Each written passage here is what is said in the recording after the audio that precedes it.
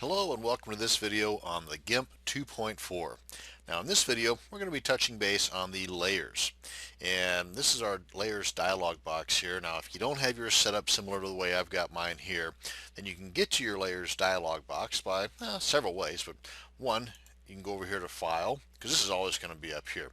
Go over here to file, and where are we at? Dialogs, there we are, and there you go. Now what you more than likely would do is you could just like what I did over on the right hand side of the screen there, you can just go up here to um, create new doc, and then this one here, and that's what I did. Well, kinda, this is one that I did before, um, but I would just bring this up here in place of that one, and then you've got the layers here, and you got the undo, you got the paths tool, and you got the channels dialog here. Actually, that was pretty cool. I might just leave that one up there.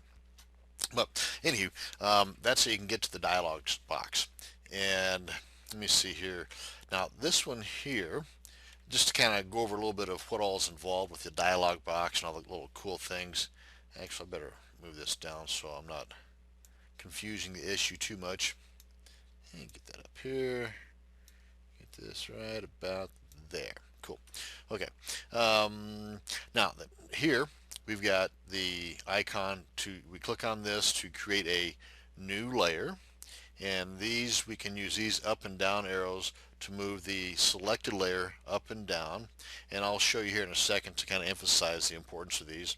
And here we can simply duplicate a particular layer that we've got selected, and if we've got a floating layer around here somewhere, and I'll show you, we've covered that in prior videos, but if you've got a floating layer around here and you kind of like what you've got and you want to make it part of your image, and you click on the anchor, and boom, that floating is no longer floating, it is actually attached to the layer in question.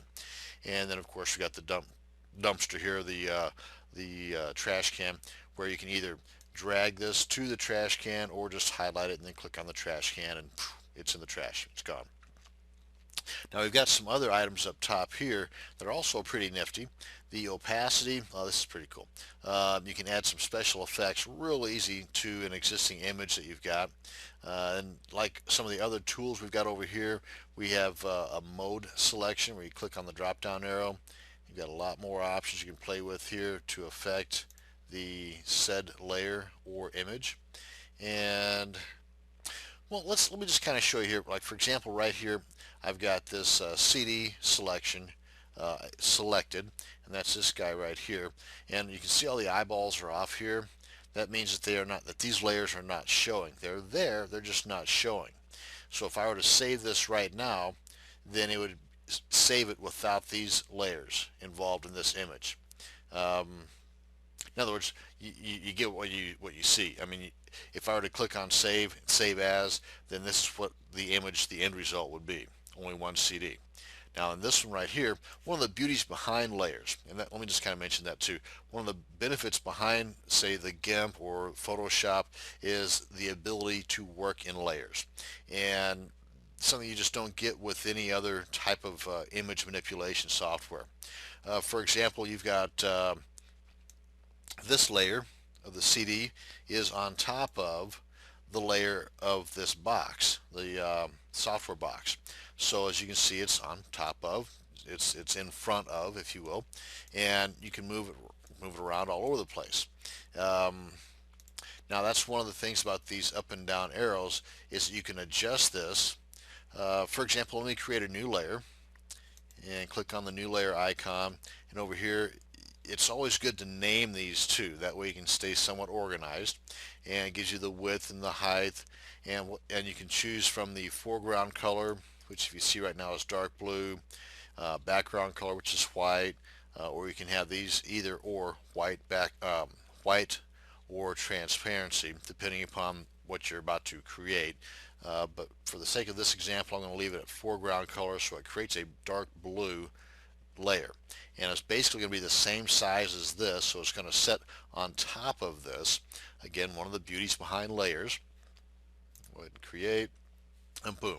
Now then, everything below this is affected by this. Look at this as uh, a blue blanket on top of all of these guys here. It's covering them all up. Now, one of the cool things about this is you can affect the opacity or the transparency of these individual layers. So for example, I'm going to decrease this opacity so you can kind of see through this blanket like so. So you can see how it affects everything below it with a darker blue hue or tint. Now, and with this layer selected, the dark blue layer selected and kind of transparent, let's move it down. Okay, so now then this layer here is on top of that blanket, is on top of that blue blanket, so it's shining through.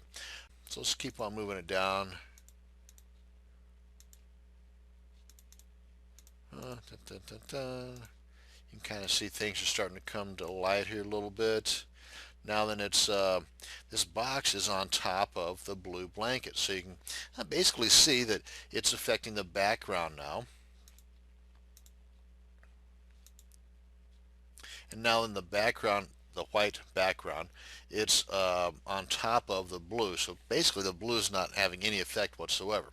So again, that's one of the cool things about layers, is that you can just kind of pile stuff on top of one another. Let me trash this guy here. You can pile stuff on top of one another, give it more of a depth to your image. A lot of cool things you just cannot do with simple image software. So I'm not really sure how else to put it, but that's, oh, and one other thing too, if you didn't notice, of course this is the Gimp, and this is a Photoshop extension, a PSD extension. So without having to fork over 3 or 4 or 5 or $600 for a Photoshop software, you're able to manipulate and work with Photoshop images. So again, just wanted to point that out to you too. Now, one other thing too I wanted to mention here is that, let's say we've got this one CD selected. As you can see, it's kind of a beige. Either way, whether it's dark blue or beige, it means it's selected. This layer is selected. Let's multiply this up a couple of times here. 2, 3, and they're all just kind of hidden right behind here. Select this guy over here, and this guy over here. So that's just pretty cool stuff, if you ask me. And then, of course, if you didn't want them to be shown, maybe you're wanting to save one image with just the box, and you take the eyeballs out. Where's that other eyeball at here?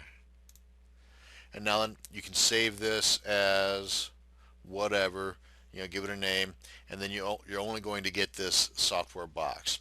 Now then, if you want those if you want those CD images back in there, or DVD images, then you just turn the eyeballs back on, and there you have it. Now then you can save it as, and you've got this as your image. So that's kind of a quick overview of some of the things you can do with the layers aspect of your Gimp software. Hope you learned something, and hope you'll be able to profit immensely from this little tool. Thank you much for watching, folks.